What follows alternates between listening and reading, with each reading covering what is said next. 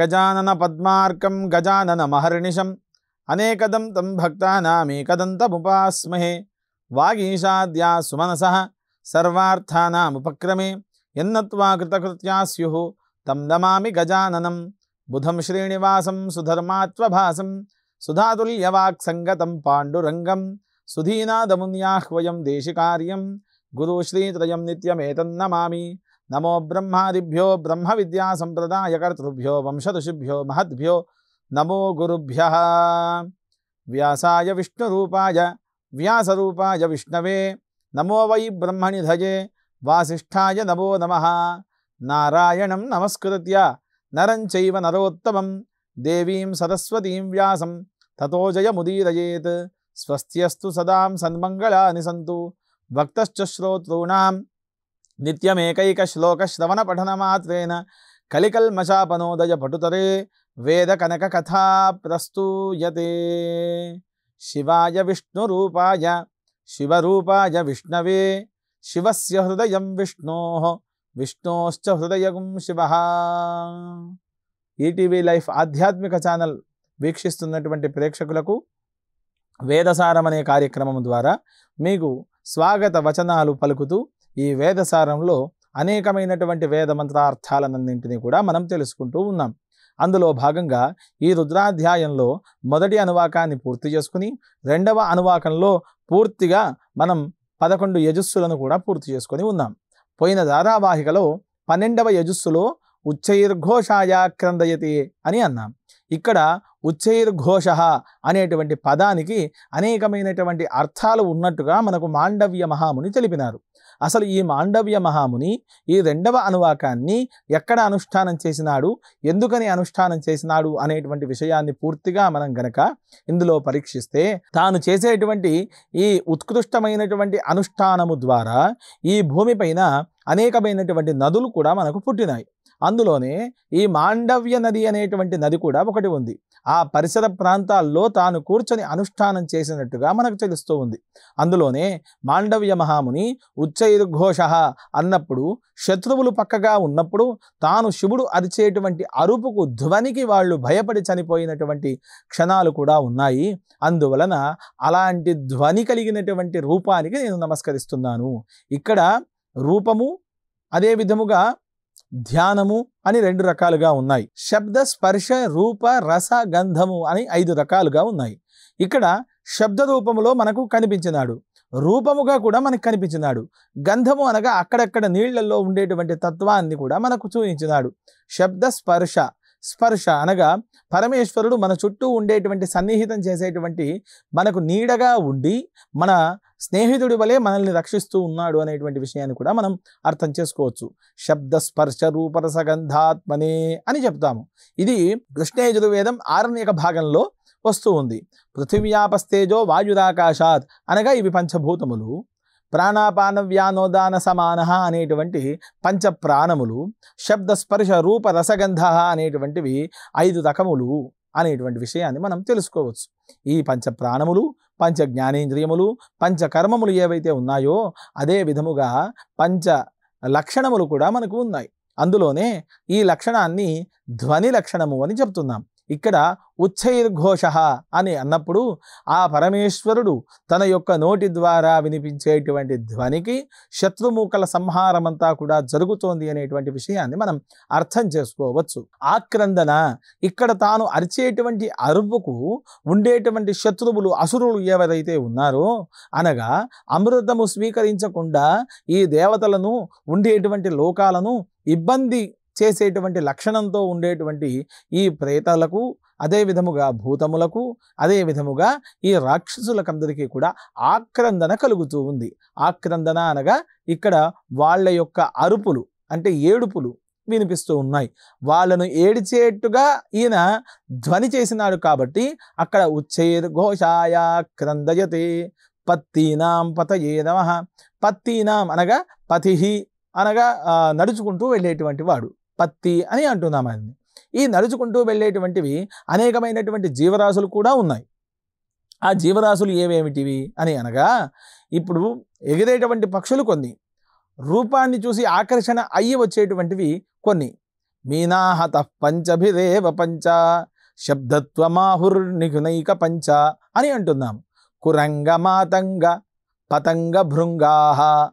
కురంగము, మాతంగము, పతంగము, భృంగము ఇవి అన్నీ కూడా శబ్ద స్పర్శ రూప రసగంధములకు సూచన చేసినటువంటివి.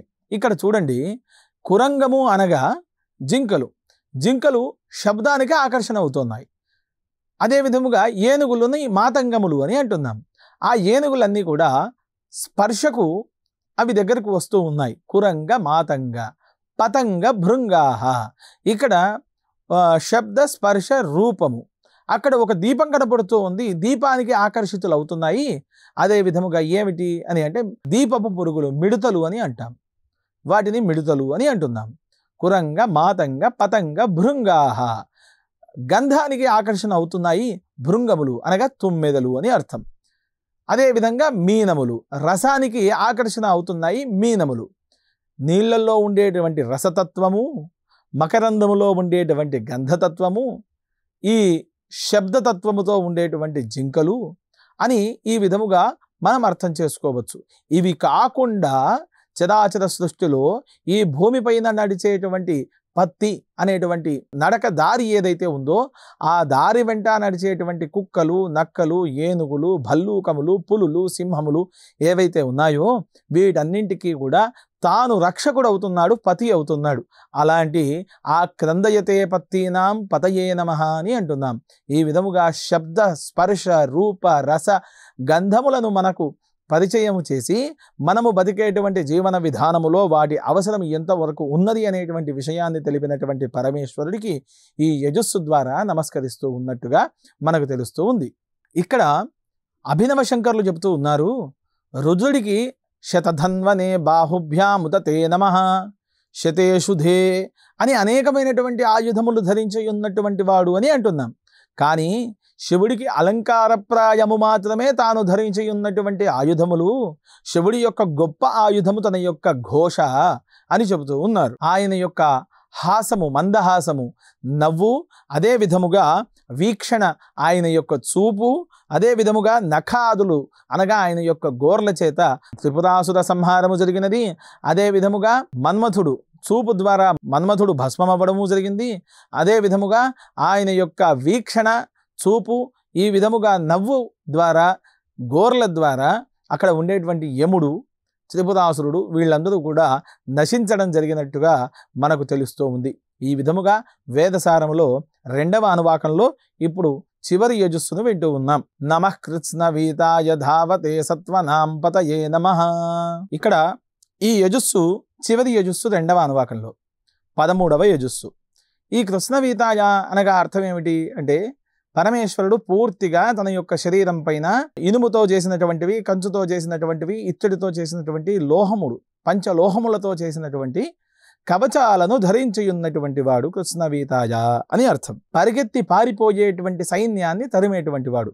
వాళ్ళు ఎంత వేగంగా పరిగెడుతూ ఉన్నారో అంత వేగంగా వెనక నుండి పరిగెడుతూ ఆ సైన్యాన్ని పరివేష్టితము చేసినటువంటి సైన్యాన్ని పూర్తిగా బెదిరించి పంపించేటువంటి శక్తి సామర్థ్యాలు కలిగినటువంటి ఒక గొప్పదైనటువంటి యోధుడు అనేటువంటి అర్థాన్ని కూడా మనం చేసుకోవచ్చు. కవచ కంచుకాలచే కప్పబడినటువంటి శరీరము, మెరుస్తూ ఉండేటువంటి తన యొక్క రూపము ద్వారా తాను నిలబడ్డప్పుడే ఉండేటువంటి ఈ శత్రు సైన్యం అంతా కూడా పరిగెడుతూ ఉంది.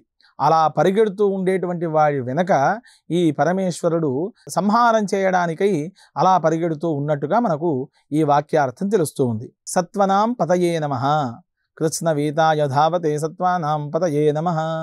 సాత్వికమైనటువంటి రూపాలు కలిగినటువంటి వాళ్ళు అనగా ఇప్పుడు శత్రు సైన్యంలో పనిచేసేటువంటి వాళ్ళందరూ కూడా పూర్తిగా దుర్మార్గులే ఉంటారు అనేటువంటి అర్థాన్ని మనం చేసుకోవలసినటువంటి అవసరం లేదు. అందులో ఉండేటువంటి సాత్వికులు ఎవరైతే ఉంటారో వారికి శరణాగతిని ప్రాప్తించి శరణాగతిని అందచేసి వారిని కాపాడి మిగిలినటువంటి శత్రు సైన్యాన్ని అంతా కూడా సంహారం చేసేటువంటి శక్తి, సామర్థ్య, యుద్ధ యోధత అంతా కూడా ఆ పరమేశ్వరునికి ఉంటుంది అనేటువంటి విషయాన్ని మనము ఈ అనువాకంలో ఉండేటువంటి 13వ యజస్సు ద్వారా మనం తెలుసుకోవచ్చు. ఈ అనువాకం పూర్తిగా పరమేశ్వరుని యొక్క లీల, రూప, తన యొక్క దేహ ఛాయలను అన్నింటినీ కూడా మనకు తెలుపుతూ ఉంది. అంటే ఎక్కడెక్కడ తాను అధిపతి అవుతున్నాడు, ఎక్కడ తాను రక్షకుడు అవుతున్నాడు, ఎక్కడ యోధుడు అవుతున్నాడు, ఎక్కడ శరణాగతిని ప్రాప్తించి ఉండేటువంటి ఈశ్వరుడు అవుతున్నాడు అనేటువంటి విషయాన్ని మనము ఈ రెండవ అనువాకం ద్వారా మనం తెలుసుకోవచ్చు. ఈ రెండవ అనువాకానికి పూర్తిగా అధిష్టాన దేవత ఈ యొక్క మాండవ్య మహర్షి అనుష్ఠించినటువంటి ఋషి అవుతున్నాడు. శంభుదేవుడు దేవతా స్వరూపమవుతూ ఉన్నాడు. ఇక్కడ పూర్తిగా కూడా ఈ మాండవ్య మహాముని తాను మాండవ్య నదిని ఏర్పాటు చేయడానికి చేసినటువంటి అనుష్ఠానం. ఈ అనుష్ఠానం ఉమ్మడి మెదక్ జిల్లాలో ఉండేటువంటి మాముదాల గ్రామం వద్ద ఏర్పడ్డటువంటి నదికి ప్రారంభమైనటువంటి స్థానం ఏదైతే ఉంటుందో ఆ స్థానంలో తాను అనుష్ఠానం చేసుకొని ఈ నదీ పరివాహకాన్ని మనకు ఈ లోకాన్ని సుభిక్షం చేయడానికి అందించినట్టుగా మనకు తెలుస్తూ ఉంది. ఈ మాముదాల గ్రామంలో మాండవ్య మహాముని చేసినటువంటి అనుష్ఠాన ఫలములు అన్నీ కూడా అందినట్టుగా అక్కడ తాను ప్రత్యేకముగా ఆరాధించినటువంటి పరమేశ్వరుని యొక్క మందిరము కూడా ఉంది. ఆ మందిరాన్ని మనము దర్శనం చేసుకోవచ్చు. కాలగర్భంలో ఇప్పుడు అక్కడ ఒక రిజర్వాయర్ వచ్చి ఉన్నది. ఆ ప్రాంతం నుండే మనకందరికీ కూడా నీళ్లు కూడా వస్తున్నాయి. అక్కడ మాముదాల అనేటువంటి గ్రామం ఉండేది. ఆ గ్రామములో ఈ మాండవ్య మహాముని అనుష్ఠానం చేసుకొని మనకు మానేరుగా పిలువబడుతున్నటువంటి నదిని ఇచ్చినట్టుగా మనకు అనేకమైనటువంటి శాస్త్ర గ్రంథాలు, శాసన గ్రంథాలు కూడా మనకు తెలుపుతూ ఉన్నాయి. ఈ విధముగా 13వ యజస్సును ఈ యొక్క అనువాకాన్ని మనం పూర్తి చేసుకొని ఉన్నాం. మొదటి అనువాకం అంతా కూడా పరమేశ్వరుని యొక్క రూపము, రెండవ అనువాకం అంతా కూడా పరమేశ్వరుని యొక్క తత్వాన్ని మనకు తెలిపినట్టుగా ఈ యొక్క వేదసారంలో మనం తెలుసుకుని ఉన్నాం. ఇదే విధముగా ఇంకా ముందు అనేకమైనటువంటి అనువాకాలు, ఆ పరమేశ్వరుని యొక్క రూపం ఏ విధంగా ఉంటుందో కూడా మనం తెలుసుకునే ప్రయత్నం ఇంకా చేస్తూనే ఉందాం. ఈ 13 మంత్రాలకు ఏ విధమైనటువంటి పునశ్చరణ విధానం చేయాలి అని కూడా మనకు మాండవ్య మహాముని తెలిపినట్టుగా ఈ అధ్యాయం చెబుతోంది. అది ఏ విధముగా అంటే ఈ అనువాకాన్ని పూర్తిగా గాయత్రీ ఛందస్సులో అనుష్ఠానం చేయాలి. గాయత్రీ ఛందస్సుతో అనుష్ఠానం చేసి కృచ్ఛ్రత్రయాన్ని ఆచరించాలి. కృచ్ఛ్రత్రయము అనగా 10,000 గాయత్రీ జపం కానీ లేక స్వర్ణ ధాన్య ఆజ్యములు, ఇవి మూడింటిని కూడా యోగ్యుడైనటువంటి వారికి ఇవ్వడాన్ని దీన్ని కృచ్ఛ్రము అని అంటారు. ఈ కృచ్ఛ్రాన్ని పూర్తిగా ఒక కృచ్ఛ్రాన్ని చేసుకోవాలి. స్వర్ణ ధాన్య ఆజ్యం. స్వర్ణమే ఎందుకు ఇవ్వాలి? స్వర్ణం పవిత్రమమలం సర్వపాప ప్రణాశనం స్వర్ణం హి శంకరం యస్మాత్ అతశాంతిం ప్రయచ్చమే. సమ్యక్ వర్ణం, అందమైనటువంటి వర్ణము కలిగినటువంటిది స్వర్ణం. స్వర్ణం పవిత్రమమలం, ఉండేటువంటి లోహాల్లో అత్యంత పవిత్రమైనటువంటిది స్వర్ణం. ఈ స్వర్ణ దానము ఇవ్వడం ఎంత ముఖ్యమో దానము తీసుకునేటువంటి వాడు కూడా అంతే యోగ్యమైనటువంటి వాడై ఉండాలి. అలా యోగ్యము లేని అపాత్ర దానాన్ని మనం చేయకూడదు. అలా అపాత్ర దానము చేసినప్పుడు మనం ఇచ్చేటువంటి దానపు సొమ్మును ఎవరైతే ప్రతిగ్రహణ తీసుకుంటూ ఉన్నారో వారు ఉపయోగించినప్పుడే ఆ ఫలాన్ని మనం అందుకోగలుగుతాం. లేనిచో మనము ఇచ్చినటువంటి దాన ఫలము రాక ఇంకా పాపాన్ని మనం మూట కట్టుకున్నటువంటి వాళ్ళం అవుతాం. అలా లేనప్పుడు ఏమి చేయాలి? మనము స్వర్ణం ఇవ్వలేము. మరి అలాంటప్పుడు ఏం చేయాలి? పరమేశ్వరుని యొక్క మంత్రానుష్ఠానం అయుత సంఖ్య అనగా 10,000 జపాన్ని కూడా చేయవచ్చు అని మనకు మాండవ్య మహాముని తెలిపినాడు. ఈ విధముగా జపానుష్ఠానాన్ని అర్ధకృచ్ఛ్రము, కృచ్ఛ్రము ఆచరణ చేయాలి. ప్రతిరోజు కూడా సంధ్యావందనాది కార్యాలన్నీ పూర్తి చేసుకుని ప్రదోషకాలంలో శివ అర్చన చేయాలి. ఈ విధముగా ఎవరైతే ఈ మంత్రానుష్ఠానాన్ని చేస్తారో వారికి శత్రు బాధలు అనేటువంటివి ఉండవు అని మాండవ్య మహాముని తెలిపి ఈ రెండవ అనువాకాన్ని సమాప్తం చేసినారు. ఇప్పుడు మూడవ అనువాకంలో పరమేశ్వరుని యొక్క రూపం ఏ విధంగా ఉంటుందో మనం తెలుసుకోవచ్చు. ఈ మూడవ అనువాకం కూడా ఉభయతో నమస్కార మంత్రములు 17 ఉన్నాయి. పోయిన అనువాకంలో 13 ఉన్నాయి. ఈ అనువాకంలో 17 యజస్సులు ఉన్నాయి. ఈ యజస్సులకు ఋషి దేవత సాక్షాత్తు పరమేశ్వరుడే. ఇక్కడ మహాదేవుడే ఋషి అవుతున్నాడు, మహాదేవుడే దీనికి పరమాత్మ అవుతున్నాడు. బృహతి ఛందస్సులో ఈ యొక్క అనువాకం అంతా కూడా ఉంది. గాయత్రీ త్రిష్టుప్ జగత్యనుష్టుప్ పంక్త్యా సహా బృహత్యుష్ణ్య కకుత్సూచీభిష్యంతుత్వ అని వేదానికి ఉండేటువంటి ఛందస్సులు 7 ఛందస్సులు ఏవైతే ఉన్నాయో ఆ ఛందస్సులు మామూలుగా మన వాళ్ళు ఏం చేస్తారు అంటే సూర్యుడికి ఉండేటువంటి 7 గుర్రములు 7 ఛందస్సులు అని చెప్తారు. సూర్యుడికి ఉండేటువంటి గుర్రములు ఒకే గుర్రం, దానిని ఏకచక్రమే కధురం ఏకో అశ్వో వహతి సప్తనామ. సూర్యుడు ఉండేటువంటి రథానికి ఒకే చక్రం ఉంది, దానికి చక్రం పేరు కాలచక్రము అని. సూర్యుడు ఆ చక్రము కలిగినటువంటి రథాన్ని అధిరోహించి ఉన్నాడు. ఆ రథాన్ని తోలేటువంటి వాడు అరుణుడు. అరుణుడు రథాన్ని తోలుతూ ఉంటే ముందు ఉండేటువంటి గుర్రం ఒకటి. ఆ గుర్రానికి పేరు సప్తనామ అని పేరు అని మనం అర్థం చేసుకోవాలి. అందుకే వేదములో ఉండేటువంటి మంత్రార్థం నిగూఢమైనటువంటిది, రహస్యమైనటువంటిది. మామూలుగా మనం చూసినప్పుడు 7 గుర్రములు పరిగెత్తుకుంటా వస్తున్నాయి, వాటికి గాయత్రి ఛందస్సు, ఉష్ణిక్ ఛందస్సు ఇవి వాటి పేర్లు అని అనేకముగా చెబుతూ ఉన్నారు. అవన్నీ కూడా అబద్ధములు. కేవలం వేద ప్రమాణముగా ఉండేటువంటివి మాత్రమే నిజములు. వేదము నిజం. ఎందుకనగా వేదములో ఉండేటువంటి ప్రతి అక్షర రూప సత్యములన్నీ కూడా మనము పరీక్ష చేసి చూస్తే సత్యము అని శాస్త్రవేత్తలు కూడా మనకు తెలిపినారు. ఇప్పుడు చంద్రమండలమే కావచ్చు, అంగారక మండలమే కావచ్చు, బుధగ్రహ మండలమే కావచ్చు, మనకు దగ్గరగా ఉండేటువంటి అనేక గ్రహమండలముల్లో ఏ గ్రహముల్లో నీళ్లు ఉన్నాయి, పుష్పములు ఉన్నాయి, మానవ జాతి జీవించడానికి యోగ్యముగా ఉన్నాయి అనేటువంటి విషయాలన్నీ కూడా ఈ వేదములే తెలుపుతూ ఉన్నాయి. అందులోనే ఈ వేదానికి స్వరూపముగా ఉన్నటువంటి ఆ పరమేశ్వరుడు మనకు ఇస్తూ ఉన్నాడు. ఆ విధముగా ఆ సూర్యుని యొక్క తత్వం కూడా ఈ వేదమే చెప్పింది. అలా శివుడు ఏ రకంగా ఉంటాడు అనేటువంటి రూపాన్ని కూడా మనకు ఈ వేదమే చెబుతూ ఉంది. ఈ అనువాకానికి ధ్యాన శ్లోకాలు ఈ విధముగా ఉన్నాయి. రూపయౌవన సంపన్నాం ఊర్త్యేవ వన దేవత పుష్పిత శోకపున్నాగా సహకార శిశూపమః 25 నక్షత్రో మయూరకృతశేఖరః అకలంక శరశ్చంద్రః పూర్ణబింబ సమాననః ప్రాంతే బద్ధకపర్దాంతో వాసనాశ్చర్మకోమలం సవ్యాపసవ్య విధృతః కృతమాల విభూషితః ధారాకదంబపుంజేవ నాభిదేశ ప్రలంబిన అజంఘ ప్రేక్షణీయేన ప్రేక్షణీయోపి శత్రుభిః భార్యాస్య చారు సర్వాంగి వన్యాలంకార భూషిత ఆదర్శమూర్తి శోభానాం వన్యానాం ఇవ నిర్మలా తస్యా హస్తే ధనుర్దత్వా శరమేకం చ నిర్మలం ద్వితీయమం సమాలంబ్య శిష్టం వామేన బాహునా సుగంధి పుష్పస్తంభక ఆఘ్నయాఘ్నాయ పాణినా వీజ్యమానో మందమందం నవపల్లవ శాఖయా సమావృతో బాలకైశ్చ శ్వభిశ్చాపి మనోహరైః గచ్చద్భిరగ్రతో తృప్తైః దాతవ్యో జగతాంగురుః ఏవం భూతో మహాతేజాః కిరాత వపురీశ్వరః. ఈ యొక్క అనువాకానికి పూర్తిగా 3వ అనువాకానికి సంబంధించినటువంటి ధ్యానం. ఇంతకు ముందు మంత్రములన్నింటికీ కూడా అనుష్టుప్ ఛందస్సులో, గాయత్రి ఛందస్సులో, బృహతి ఛందస్సులో కేవలం 4 పాదాలతో మాత్రమే ఈ యొక్క శ్లోక నమస్కారములు ఉండేటువంటివి. కానీ 3వ అనువాకానికి చాలా ఉన్నతమైనటువంటి ఈ యొక్క శ్లోకములు మనం విన్నాం.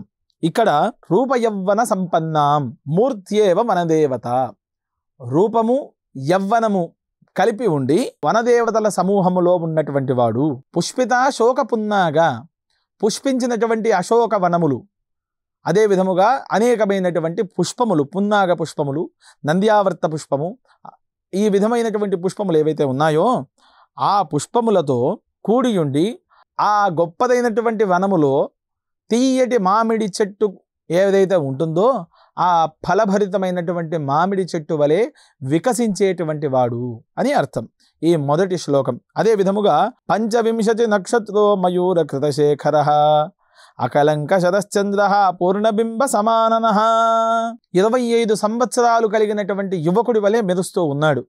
25 నక్షత్ర అని అంటున్నాం. మయూర కృతశేఖరః, మయూరము అనగా నెమలి. ఆ నెమలి పింఛాలతో వింజామరవలే వీచేటువంటి తన యొక్క కుర్లయందు వింజామరలాగా కట్టుకున్నటువంటి నెమలి పింఛములతో కూడి ఉన్నటువంటి లక్షణము అని అర్థం. ఆ విధముగా వెలుగుతున్నటువంటి వాడు నిష్కలంకమైనటువంటి పూర్ణ చంద్ర బింబము ఏ విధంగా ఉంటుందో ఆ బింబ సమానముగా శరత్కాలంలో పౌర్ణిమ నాడు ఉండేటువంటి చంద్రుడు ఏ విధంగానైతే వెలుగుతూ ఉంటాడో అంతటి కాంతిని విరజిల్లేటువంటి రూపాన్ని కలిగి మనకు దర్శనమిచ్చేటువంటి వాడు అని ఈ యొక్క 3వ వాక్యార్థం. జడలను ముడివేసుకొని మిగిలినటువంటి కేశములను వదిలేటువంటి వాడు. జడలు ముడివేసుకున్నాడు, అది ఏ విధంగా వేసుకున్నాడు, ఎన్ని ముళ్ళు వేసుకున్నాడు అనేటువంటి ప్రశ్న కూడా మనకు వస్తూ ఉంది. శివుడి పైన 4 ముడులు పెద్దగాను 6 ముడులు చిన్నగాను ఉంటాయి, అనగా 10 ముళ్ళ సమూహము. శివుడి నెత్తిపైన ఉండేటువంటి పాగ 10 ముళ్ళ సమూహముగా ఉంటుంది. ఎందుకని 10 ముడులు ఉన్నాయి అక్కడ అనేటువంటి ప్రశ్నను మనం వేసుకుంటే 4 వేదాలు 6 శాస్త్రాలకు సమానమైనటువంటి వాడు, గంగను ఒడిసిపట్టినటువంటి వాడు, తన యొక్క వేదనాదముతో అభిషేకించుకున్నటువంటి వాడు. అలాంటి శివుడు 10 ముడులతో వికాసిస్తున్నటువంటి రూపాన్ని మనకు చూయించేటువంటి వాడు అని అర్థం. కోమలమైనటువంటి గజ చర్మము, అదే విధముగా వ్యాఘ్ర చర్మాన్ని ధరించి ఉన్నటువంటి వాడు. వ్యాఘ్ర చర్మాంబరధరం కమండల్ వక్షసూత్రధరం. ఆయన ఈ వక్షము పైన సూత్రములు వేసుకొని ఉన్నాడు. స్ఫటికాది మాలలను, రుద్రాక్ష మాలలను అలంకారం చేసుకొని ఉన్నాడు. వ్యాఘ్ర చర్మము, అదే విధముగా గజ చర్మాన్ని కట్టుకున్నటువంటి వాడై ఉన్నాడు. అలాంటి శివుడికి నేను నమస్కారం చేస్తున్నాను అని ఈ శ్లోకం యొక్క అర్థం. సవ్యాపసవ్య విధృత కృతమాల విభూషిత. సవ్యము అపసవ్యము అనగా అటు ఇటుగా అన్ని పూలదండలు వేలాడుతూ ఉన్నాయట. ధారా కదంబ పుంజేన నాభిదేశ ప్రలంబిన. దారల్లాగా అంటే పొడుగ్గా ఉన్నాయట అవి కదంబ పుష్పములతో. ఆయన ధరించి ఉన్నటువంటి మాలలతో సవ్యాపసవ్యములుగా అటు ఇటు వేలాడుతూ నాభిదేశం వరకు ఉండేటువంటి మాలలను కట్టుకొని తాను ఈ యొక్క జగత్తునంతా కూడా వీక్షిస్తున్నాడు అని ఈ శ్లోక అర్థం. ఆ విధముగా పార్వతీదేవిని తన యొక్క వామభాగంలో ఉంచి తాను ఈ పుష్పభరితమైనటువంటి రూపముతో విభూతిని ధరించి, ఈ చర్మములను ధరించి జనాలనందరినీ కూడా సుభిక్షమైనటువంటి వాతావరణంలో వాళ్ళందరూ కూడా ఉన్నతమైనటువంటి లక్ష్యాలతో పరమేశ్వరుని ఆరాధన చెయ్యాలి అని పరమేశ్వరుడు ఈ విధంగా ఉన్నాడు అని మనకు ఈ ధ్యాన శ్లోకముల ద్వారా మనం తెలుసుకోవచ్చు. ఇందులో మొదటి మంత్రం నమస్సహమానాయ నివ్యాధిన ఆ వ్యాధిని నాం పతయే నమః. ఇక్కడ ఉభయతర నమస్కారములు అన్నాం. అనగా యజస్సుకు ప్రారంభ నమస్కారము, యజస్సుకు అంత్య నమస్కారములు అనేటువంటి 2 నమస్కారాలు కూడా ఉన్నాయి. అందులోనే సహమానాయ శత్రువులను లోబరుచుకునేటువంటి వాడు, అనగా ఇంద్రజాల విద్యతో వచ్చినటువంటి వాళ్లను తన యొక్క కండ్లతో చూసి వాళ్లను దగ్గరికి తీసుకునేటువంటి వాడు అని అర్థం. అలా శత్రువులను సహమానాయ కంటి చూపుతో లోబరుచుకొని నివ్యాధినే మిక్కిలిగా కొట్టేటువంటి వాడు. అలా వాళ్లను కంటి చూపుతో ఇంద్రజాల విద్యతో వాళ్ళని దగ్గరికి తీసుకొని వాళ్ళలో ఉండేటువంటి చెడు తత్వాన్ని అంతా కూడా సంహరించేటువంటి వాడు అని అర్థం. ఆ వ్యాధిని నాంపతయే నమః. ఆ విధముగా వాళ్లను కొట్టిన తర్వాత వాళ్ళు పడి ఉంటే వాళ్లను రక్షించేటువంటి వాడు, వాళ్లలో మంచితనాన్ని చేకూర్చేటువంటి వాడు కూడా ఈ శివుడే అవుతున్నాడు. అలాంటి వాడికి నేను నమస్కారం చేస్తున్నాను అని ఇక్కడ ఈ యొక్క వాక్య అర్థం. శూరుల యొక్క సేనలు ఏవైతే ఉన్నాయో అవన్నీ కూడా పరమేశ్వరంతో యుద్ధం చేయలేవు.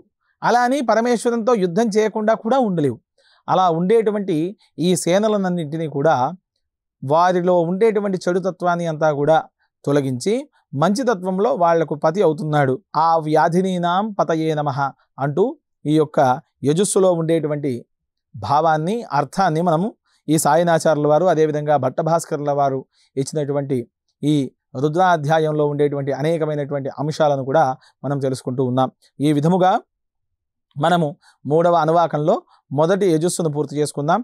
మరొక ధారావాహిక ద్వారా ఇంకా అనేకమైనటువంటి యజస్సులు, ఈ వేదానుష్ఠానం చేయడం వలన వచ్చినటువంటి పుణ్యపు కర్మల జీవిత వృత్తాంతాలు అనుభవించినటువంటి అనేకమైనటువంటి యోగ ఋషులు, వాళ్ళ గురించి మనం తెలుసుకుంటూనే ఉందాం.